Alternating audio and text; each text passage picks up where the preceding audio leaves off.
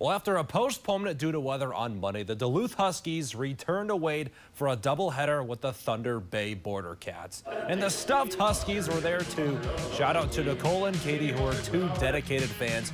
Anthony Piasecki Andrews on the mound. The man from Los Gatos, California, takes down a cat with the strikeout. How about that?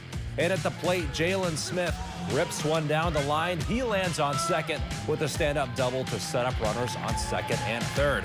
And Anthony Cepeda follows it up with a ground ball to second base. He's out, but Blake Eckerly scores. The real fun came in the ninth. The Huskies win Game 1 5-4 on a walk-off sac fly, but they would drop Game 2 3-0.